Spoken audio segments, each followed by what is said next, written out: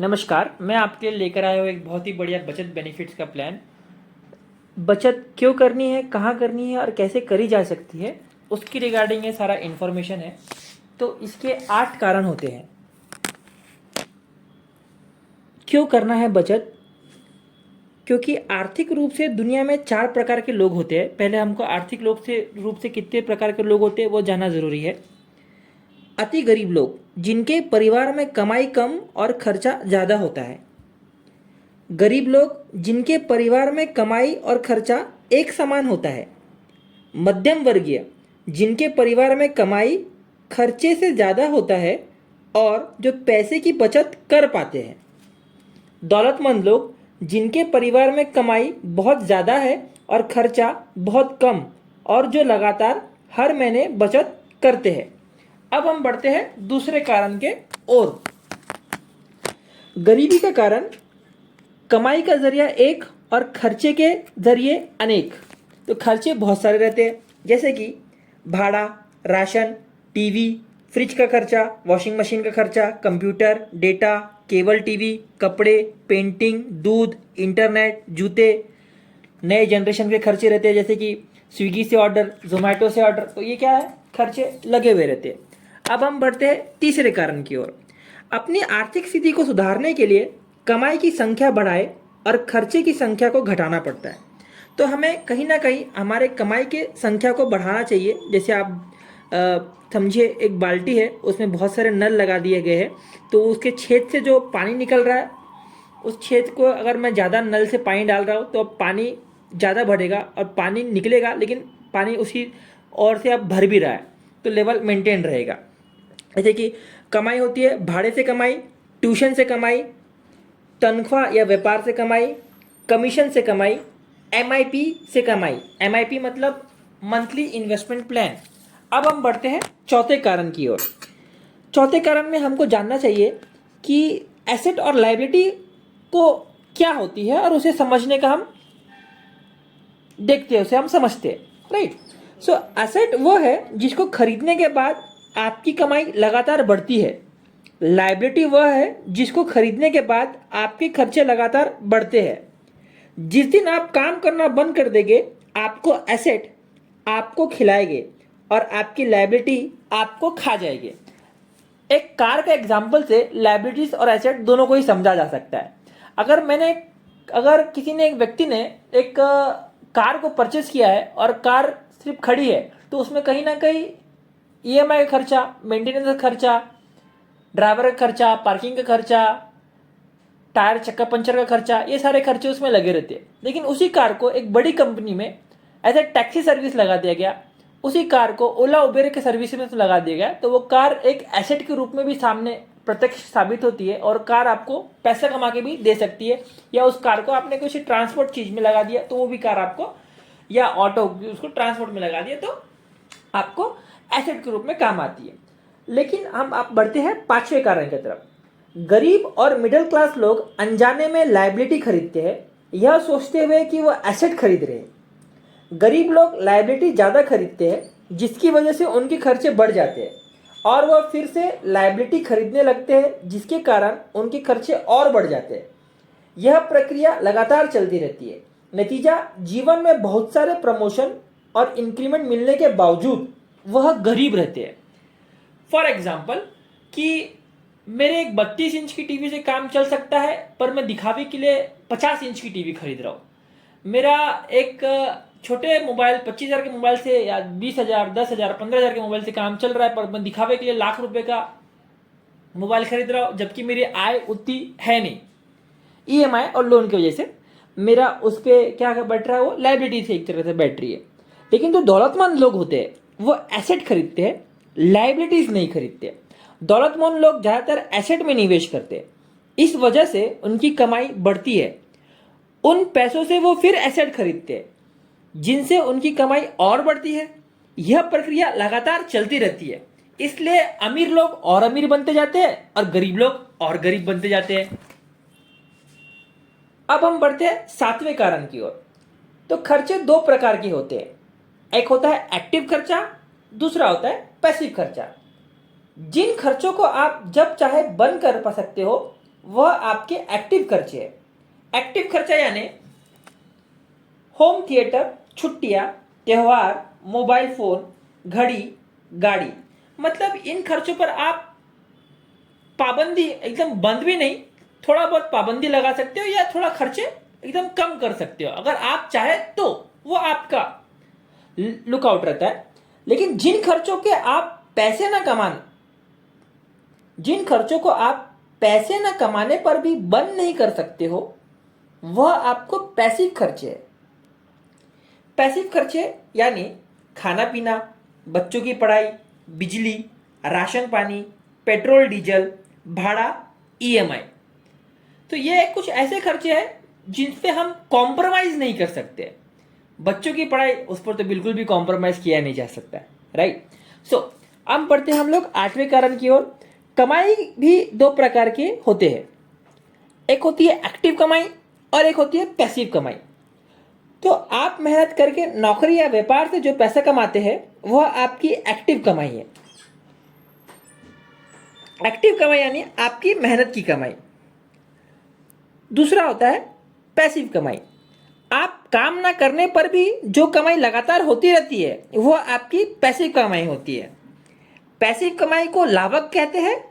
दौलतमंद बनने के लिए खर्चे से ज्यादा लाभक को बढ़ाइए। आपको अपने पैसों की बचत कहाँ करनी चाहिए, अभी हम यही सीखने का प्रयास करते हैं। तो इससे 4 बातें साफ होती है। पहला, खर्चे कम करे, बचत बढ़ाए, कमाई का जरिया बढ़ाए, लाभक इनकम बढ़ाए। लाभक इनकम मतलब कि लगातार आने वाली इनकम है, लगातार आवक इनकम। खर्चे कम रखना आपका एक निजी फैसला है। खर्च करते समय सदा यह तय करें कि यह खर्चा जरूरी है या नहीं। आप पैसों को संभालोगे तो पैसा आपको संभालेगा, आप पैसों को उड़ाओगे तो पैसा आपको उड़ाया देगा। ये पैसों का कहना है। बचत करते समय बचत और निवेश के बीच फर्क जानना जरूरी है। बचत यानी जैसे हम लोग बचत करते हैं मोस्टली बैंक खाता में, पोस्ट ऑफिस में, हमारी मम्मी वगैरह बचत करती है, चावल के कंटेनर में थोड़ा पैसा डाल देगी, दाल के कंटेनर में पैसा डाल के रख देगी, राइट। तो ये बचत कैसा होता है, सुरक्षित रहता है। लेकिन इस बचत के उतना हमको मुनाफा नहीं मिल पाता जितना मुनाफा हम एक्सेप्ट करते हैं। तो हम निवेश करना चले जाते हैं। और निवेश करने का बहुत सारे रहते हैं, जैसे कि स्टॉक मार्केट, म्यूचुअल फंड्स, अभी न्यू जनरेशन का आ गया बिटकॉइंस, राइट। तो ये मार्केट के फ्लक्चुएशन पे डिपेंड रहता है कि इसमें से आपको कितना रिटर्न आने वाला है।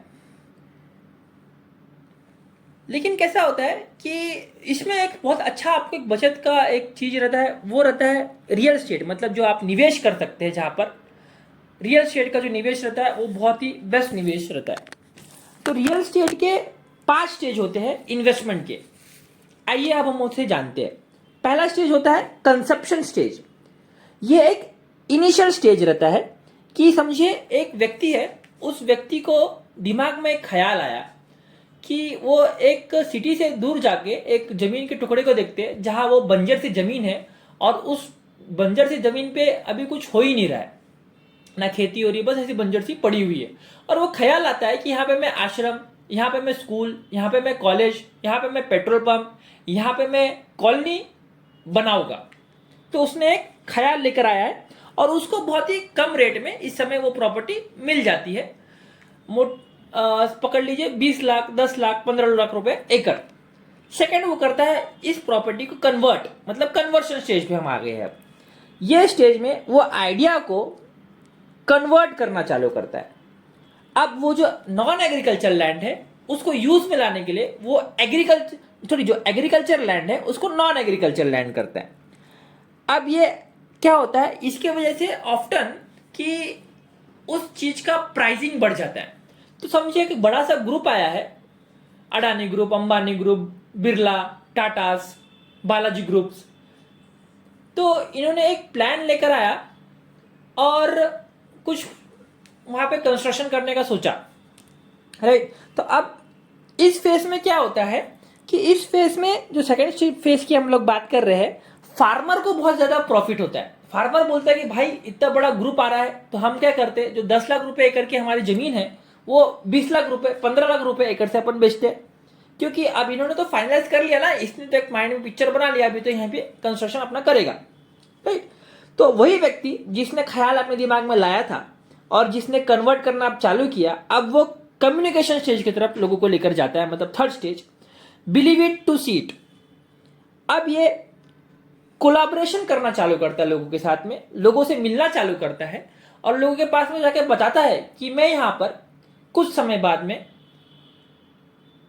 School, college, ashram, petrol pump, resort, farm house, ऐसा कुछ कॉन्सेप्ट, कॉलोनी बनाने वाला हूं। तो आप अगर मेरे पास में इस फेस में पैसा डालोगे तो आपको लाखों रुपए, करोड़ रुपए में कन्वर्ट हो सकते हैं। और बहुत सारे जो लोग रहते हैं मार्केट में, उनकी लाइफ में ऐसी अपॉर्चुनिटीज आती नहीं है, और बहुत से ऐसे कम लोग होते हैं जिनकी लाइफ में ऐसी अपॉर्चुनिटीज एक आधी बार आ जाती है। तो ऐसी अपॉर्चुनिटीज को बहुत लोग मिस कर देते हैं, राइट। ये पीरियड जो होता है once in a lifetime opportunity है। ये पीरियड को अपन बोलते हैं believe it to see it. Fourth stage रहता है कंस्ट्रक्शन स्टेज। ये स्टेज नेसेसरी रहता है। ये स्टेज में अप्रूवल सब ऑब्टेन हो जाते हैं कि आप कंस्ट्रक्शन अपना चालू कर सकते हैं। अब कंस्ट्रक्शन बिगिन्स हो जाता है, मतलब कंस्ट्रक्शन अपना चालू हो गया। अब ये स्टेज में बहुत सारे लोग आके इन्वेस्ट करना चालू कर देते हैं, लेकिन ये स्टेज में होता क्या है, कंपटीशन बढ़ जाता है। तो लोग आके इन्वेस्ट करना चालू कर देते हैं। अब कंपटीशन बढ़ गया तो ऑफ कोर्स रेट भी बढ़ जाएगा। तो ये यहाँ पर उतना रिटर्न नहीं मिल पाता जो believe it to see it stage में था, जहां पे आप करोड़ डाल के, मतलब मिलियंस डाल के आपके बिलियंस बन रहे थे, वो फोर्थ स्टेज में नहीं मिल पाता, पर थोड़ा बहुत अच्छा रिटर्न मिल जाता है। फिफ्थ स्टेज होता है लास्ट स्टेज जो रहता है वो रहता है कंप्लीशन स्टेज, मतलब see it to believe it. ये स्टेज में क्या होता है कि कंस्ट्रक्शन अब कंप्लीट हो गया है। जो उसने बोला था फार्म हाउस, आश्रम, स्कूल, कॉलेज, पेट्रोल पंप, अब उसने क्या किया, वो सारी चीज बना दिया है। और ये चीज स्टेज में क्या होता है, जो अनसोल्ड स्टॉक है, यानी कि जो रीसेल वाला माल है या जो चीज नहीं बिका है, कोई खराब सा फ्लैट है कहीं बाजू में, कोई गौमुखी प्लॉट है, अब उस चीज को ये क्या होता है, लोग आके उस चीज को खरीदना चालू करते हैं, क्योंकि अब क्या हो चुका है, सब चीज बन चुका है। Growth already attend and that is what most investors don't know. ये मोस्टली लोगों को समझ नहीं पाते लोग, क्योंकि जो 300 रुपए स्क्वायर फीट में थर्ड स्टेज में लैंड मिल रहा था, वो अब 3000 रुपए स्क्वायर फीट में मिल रहा है। अब भी लोग खरीद रहे, लेकिन उनको समझ नहीं पाया कि वो उस समय अगर वो खरीदते तो उनको कितना रिटर्न मिल सकता था। बालाजी ग्रुप के पास प्रोजेक्ट आया हुआ है नागपुर सिटी में, वर्धा रोड पर, बुट्टीबोरी से 4 किलोमीटर पहले, थर्ड स्टेज वाला प्रोजेक्ट। ऐसा ही प्रोजेक्ट हमारा था ग्रीन वैली रिजॉर्ट का, आज से 4.5 साल पहले का, जब लोगों ने हमारे पे बिलीव किया था। बंजर जमीन थी और वहां पे कुछ नहीं था, और आज आप देखते हैं ग्रीन वैली रिजॉर्ट में क्या क्या चीज बन चुकी है। ऐसे ही सेम प्रोजेक्ट हम लोग बना रहे हैं Wardha road, Borkhedi, Saint Clair school के पास में, जो कि एकदम बूम से ग्रोथ होगा और आपको बहुत अच्छा बेनिफिट और मुनाफा प्रोवाइड करेगा। तो उस प्रोजेक्ट को बुक करने के लिए, उस प्रोजेक्ट की इंफॉर्मेशन लेने के लिए, उस प्रोजेक्ट की डिटेल्स लेने के लिए, और कैसे आपको उस प्रोजेक्ट से एक लाइफ टाइम हर महीने का 15,000 रुपए का इनकम मिलने वाला है, उसके बारे में जानने के लिए संपर्क कर सकते हैं आप। Green Valley Phase 2 coming soon. Call now to book your lifetime rental plan of 15,000.